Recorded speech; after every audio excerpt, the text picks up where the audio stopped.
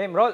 Magandang umaga, East Asia! Magandang tanghali, classmate! Magandang gabi, mga ka-heartbeat. At magandang madaling araw, Baya Luna. Ito po ang programa para sa mga mangmang, utak, biya at kurang na pero nag-aantay pa rin ng regalo mula kay Santa Claus ngayong Pasko. Welcome sa #1 news and commentary program sa buong universe. Mwah! Walang kukontra sa... Action! Sa lahat! Bandila! Good morning, boss! Dating alamin!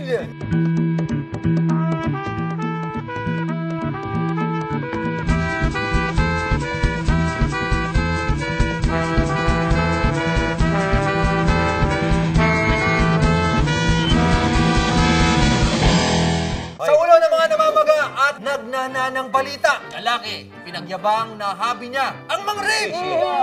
Drug courier, nagtae ng cocaine sa presinto! Sa palakasan, NBA referee, nagladlad at umaming bading matapos asarin.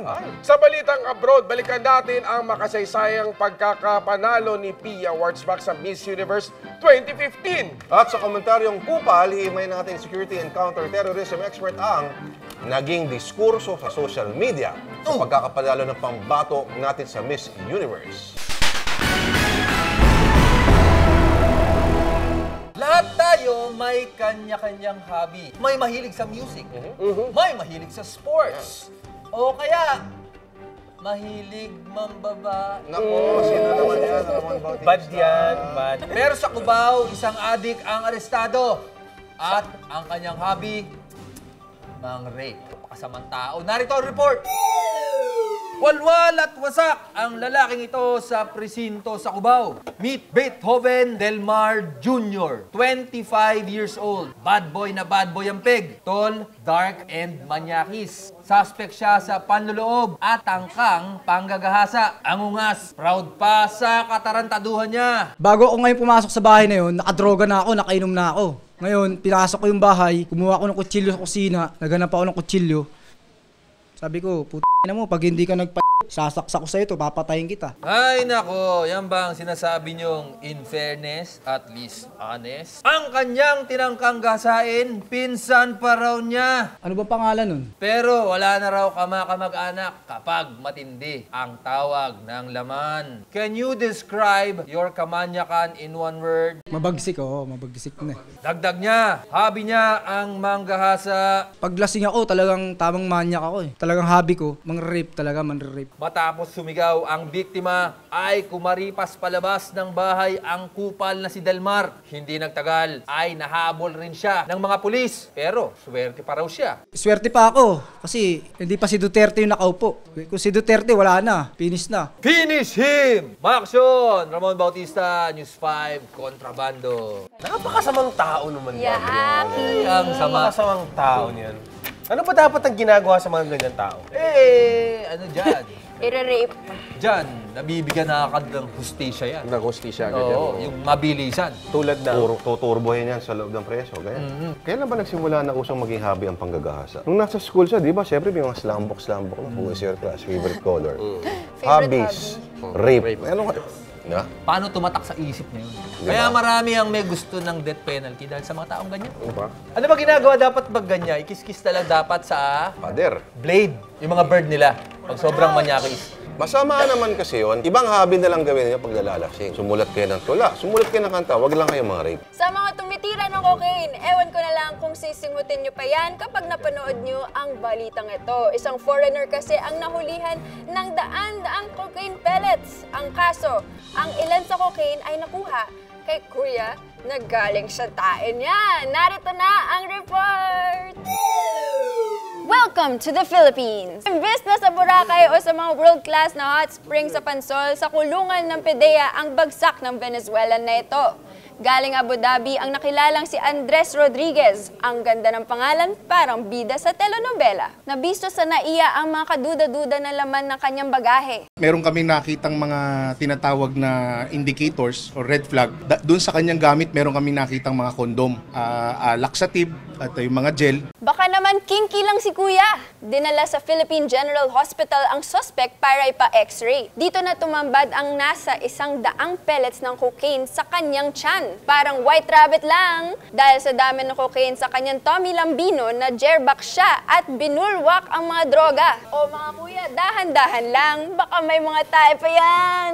Mas malakas kaya ang amat ng cocaine kapag nahaluan ng tae? Yung pag-amin ng tao, ito yung pagkatapos na mailuwa niya, maidumi niya yung kanyang tinatago. Aabot ang halaga ng kontrabando sa halos 7 milyong pesos na pag-alaman na notorious na drug mule ang suspect dahil wanted din ito sa Amerika. Inaalam pa kung konektado ang kumag sa malaking sindikato ng droga. Ang lesson, huwag laging mag-swallow. Ang suspect Loy na pilitang iswallow ang kanyang pride, pilit na pilit no? Umaaksyon, Bea Benedicto, News 5 Kontrabando. Masintabi sa mga kumakain, ha? Malamang mas masarap yun. Galing sa tae. Yikes! Parang ano yan eh. Civet Cut Coffee. Alamid. Meron kopi musang to. Coca musang. Pahingin. May fermentation na nagaganap. Alam mo naman yung digestive system natin, komplikado yan. Hindi, nakasecure naman siya eh. Nakabalot. Nabalot ang Maraming estilo ngayon ng pagpapaano. Kaso ng mga droga. So huwag tayo mag-drugs. Ang ngayong Pasko, magpakabusog na lang tayo sa Noche Buena. Kung nag-drugs kayo, yari kayo kay Duterte. Pasko na, sinta ko, hinahanap mo pa. Talaga? Sa mga hanggang ngayon, malamig pa rin ang Pasko. Ito na ang ating ulat panahon na wala sa panahon kasama ang eksperto ng paasa. Pasok, Hipag Bea!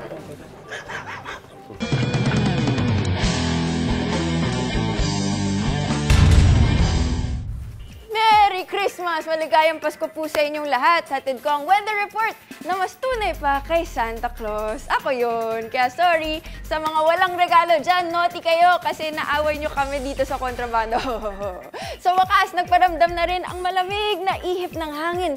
Better late than basta brr. Matapos ang halos 2 linggo ng binabagyong panahon, time out muna sa unos. Pero may mga kababayan tayo na nangangailangan ng tulong. Kaya aginaldo mo na sa kanila ang tulong. Narito ang ilang paraan para makapaghatid ng love on Christmas Day. Help them please. At dahil Christmas season ngayon, manood ng Barangay Utakan this Sunday, 7 p.m. at TV5. Yan ang regalo nyo sa akin, ha? Thank you in advance. Sorry po na late nagsistart ang show lagi dahil sa PBA. I'm sorry. Back to you, mga ninong! Merry Christmas! Okay, dito naman tayo ha. Wagi, sa katatapos lang na Miss Universe 2015, ang pambato natin si Pia Wurtzbach. And to give us a recap of the historical... News brief muna tayo. Pasko na, Jose Marichan. Aray ko!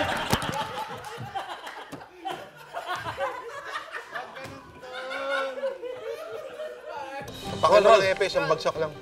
Ay, puto, totoo ba yan? Bebe, hawakan ko! Si Epe, bukod dyan sa napakagandang news brief niya, meron siyang panawagan. Public service to, public Okay, service. sige, public service. Oh, sige. Hindi kasi nung Christmas party namin sa baba, meron kaming singing contest. Siyempre, ang inyong likod naman, handa pa namang lingkod. Oh. Eh, hinirita nila kung isang news brief lang daw. Ay, kanta. Kanta na may news brief. Oo, naka-brief. Naka-brief. Binibigyan ko para naman masaya tayo. Ay, ito yung video. Ito yung video. Okay, sige.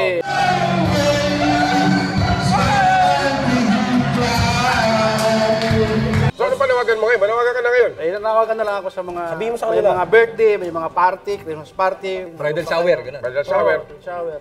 Tawagin nyo lang ako. Pagbibigyan ko kayo. Magbibrief ako habang kumakanta sa inyo. Ayun! Yun. Ay, rocket pala yan. Tawagan niyo sa number na Ayan ito. ang mga contact numbers si Epe.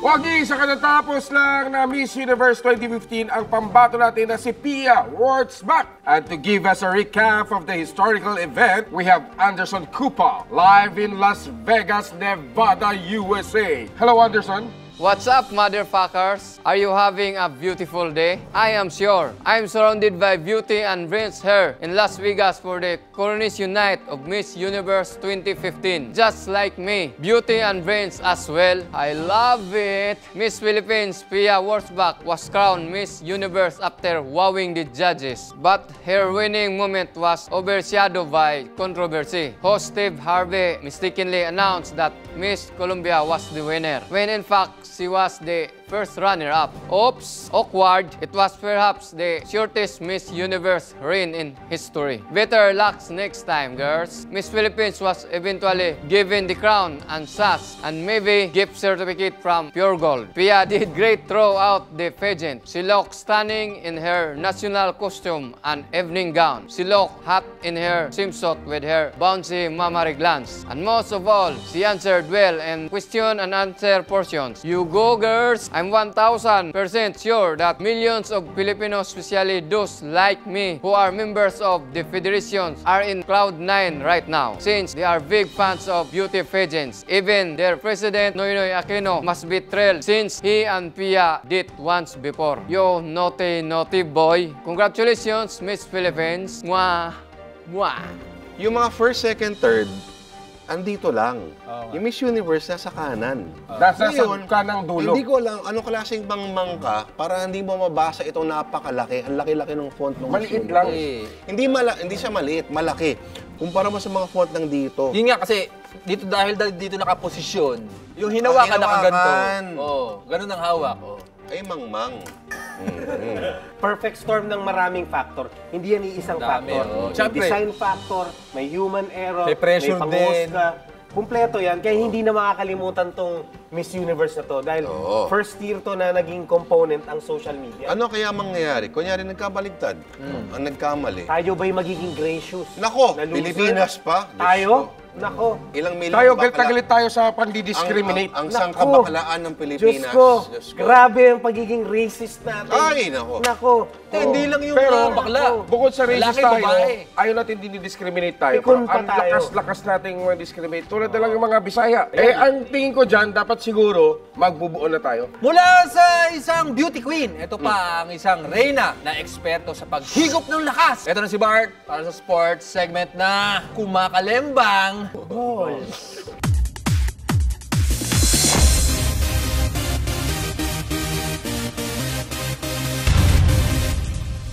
Hey, hello, Barry Manilo. Walang saysay, di ba? Anyway, Marcos Highway, laglagpanti na naman sa galak ang aking federasyon. Pero hindi dahil sa Miss Universe. Isang referee kasi na NBA ang matapang na umami na badi. Mabuhay ka, Frenny! Inanusyo ni Bill Kennedy na isa na siyang Becky matapos insultuhin ng NBA players na si Rajon Rondo ang kanyang kasarian. Technical foul ka, kuya. Pero hindi hinayaan ni Kennedy na laitin lang siya. Kaya naisipan niyang lumantad sa earth. Swak sa mga pak na pak. Nais daw niyang patunayan na hindi dapat mahiya ang isang tao anuman ang kanyang kasarian. German o boy, bakla tomboy, butiki o baboy. Dahil sa tapangan ng veteranong referee, winimusod siya sa social media. Marami ang pumuri at sumuporta sa kanya. Maging ang NBA commissioner na si Adam Silver ay nagpaabot ng suporta. Si Kennedy na ang galong referee sa kasaysayan ng NBA na umaming paklush. Dahil dyan, parang nainspan na rin tuloy ako maging NBA referee. Ang dami pa namang check na player. Ano sa tingin niyo mga pamangkin? Back to you, boys.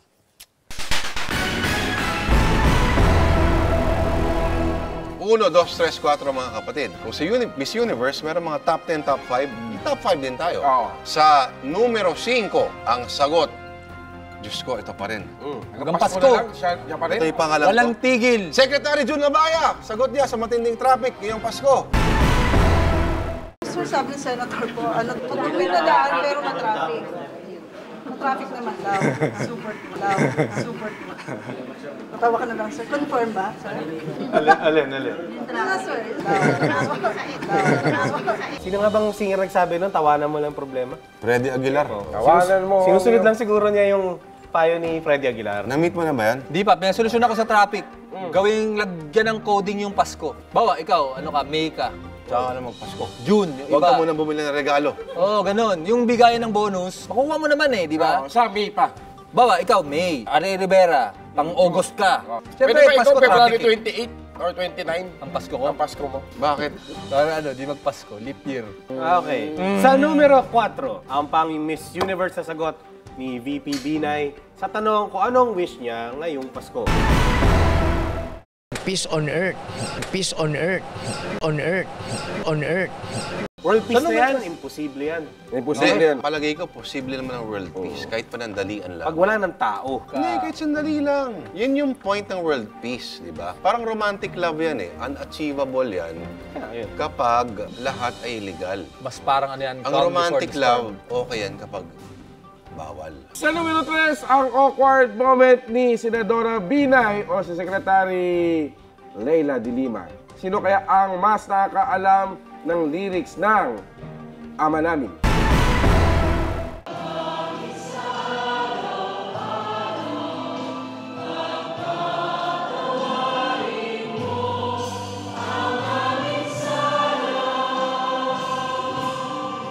Ngayon wala narinig yung version na yan. Nalilito na ako. May paliwanag tayo dyan. Parang bawat kapili ata may pride. May version sila. arrangement. Ano alam mo? Ako, Ama namin, Yung pareho. sa langit ka. Oh, meron pang sumunod dyan na ano. Iba pa. Ngayon nga, nung nagsimba ako, Kailan ka ba huli nagsimba? 1980? nung nakarang linggo, nag-try ako magsimba. Iba na rin. Wala pa yata ang Vatican to, hindi ka nagsimba eh. Iba Medieval age pa yung huli ka mga Medieval nagsimba. area na eh. So baka hindi na, Hindi dahil sa hindi alam yung lyrics. Oh. Si Paul Padua Nag-iiba-iba pa rin lang. may kasalanan, huwag silang Si husgahan. Paul Padua, Paskong Pasko, grabe mang husga. Pero, sa numero 2, nagmumura din kaya si PNP spokesperson Vilman Mayor sa pagpapaliwanag niya sa mga stray bullet cases tuwing Pasko at Bagong Taon. Ngayon naman, kung natuto ka, binaril kita, tang mo, boom, tang mo, boom, tang mo, boom. Na-excite lang si Vilman Mayor. Hindi, kino-quote niya yung... Hindi siya yung nagsasabi. Hindi siya yun. Hindi siya. Alam mo, sumat ka Dapat kaya kasi, dyan huwag talaga kang magpaputok sa loob. Oo, huwag ka Dapat pa sa maputok labas sa ka loob. Delikado magpaputok. yan. Ano ba yan?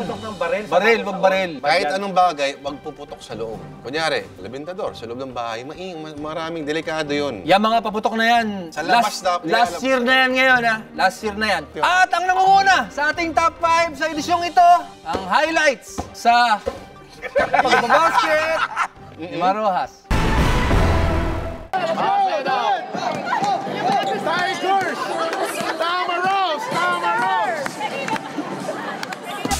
Basketball, basketball, ang sarap-sarap mag-basketball. Ang lapad ng court, ang linis ng court, ang luwang ng ring ng basketball. Pwedeng mag-rebound bago ka mag-shoot, pwedeng shot sabay rebound. I-shoot mo, i-shoot mo, i-shoot mo na ang ball, i-shoot mo na ang ball, ang sarap mag-basketball. Nice game, Secretary. Magaling, ha? May tira, may tira. May pagkatirang tito, pero pinapahalaga. Ano tawag dyan? Parang Manny Pacquiao, no? Tito shot. Mataas yung tumalo na mga... Ano yan to? Gapiso.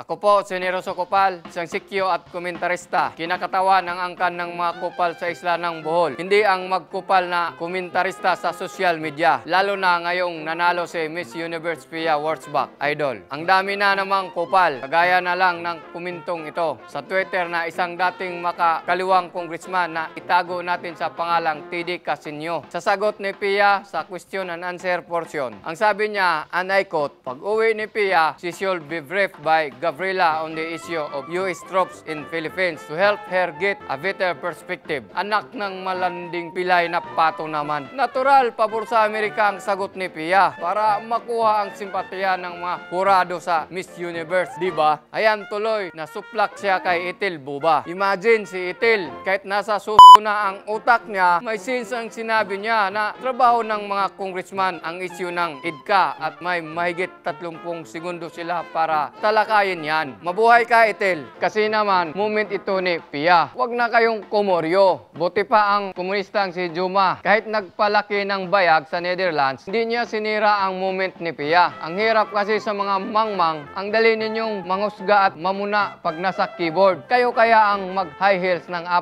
na oras. Rumampanang kita ang kuyukot at magpaganda. Tingnan nyo kung makapagdiskurso pa kayo ng kolonyalismo at tunggaliang ore. Mabuhay si Pia Wurzbach! Mabuhay ang Pilipinas! Maligayang anibersaryo CPP in PA! Teka lang. Bakit kaliwang kamay ang tinataas mo? Yung puso natin sa kaliwa eh. Nagpapasalamat ako kay Nanay Christopher. Ayun, maraming salamat Sa taon na to, napaka-generous ang aling yan. Ayun. Ikaw, Ramon, Salamat sa adobo. May gusto ka ng pasalamatan, pero okay na yun. Hindi, sa adobo ni Nanay Christy. Okay. Nanay. Tsaka sa mga O banggitin mo yung tungkol sa scholar natin. Ayan. Totoo. Eto, kung natatandaan nyo noong 2013, nag-post tayo sa social media. Sa Word of the Lord na page. Sa Word of the Lord na page, dahil may gustong mag-aral, noong panahon na yun, hindi pa naman tayo ganun ka-wealthy. So, nanghingi tayo ng tulong sa social media. Bata to, hindi tayo bata to. Yung maraming medal. Tapos ngayon ay third year na siya. Third year college. Third year college na, oo. Para maging teacher. Ayan. Eto na siya ngayon at binigyan natin siya ng laptop na mula sa You Found It. Dahil Nag-ambag tayo doon. Para panggawa ng mga papel. Mga project niya, ganyan. So maraming salamat to sa kung paano natin sinimulan yung mga nag-ambag-ambag sa social media.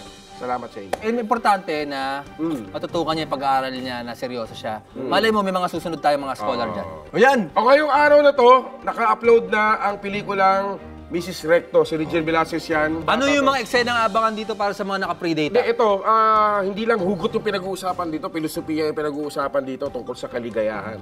Para maiba naman. Para maiba naman, oh. Honor Thy Father kay Eric Mati. O yun, tsaka Honor Thy Father. Panoorin natin yan. Scoring, ikaw! Ikaw nag-scoring, di ba? Ngayon, panoorin nyo lahat ng pelikulang Mabuhay po ang pelikulang Pilipino. Tama! At yan, ang isa na namang edisyon ng mga namamaga at nagnanaknak at bumubulwak ng mga balita. Merry Christmas sa lahat ng mga nanonood sa amin. Ito ang programa para sa mga nagmamahalan at nagbibigayan ngayon. Maraming salamat. Magpapakabait tayo ngayon. Huwag natin silang tawaging mga mangmang. Merry Yung Christmas. mga ignorante na lang, ignorante. Huwag lang. Illiterate. Okay.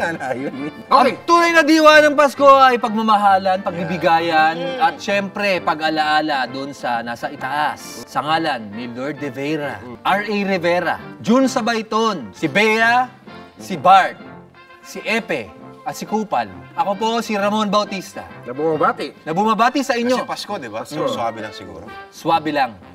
Tsaka higit sa like, share. Yun na lang ang irigalo nyo sa amin, mga hype. Higit sa light share, mga p*** nyo. Yeah.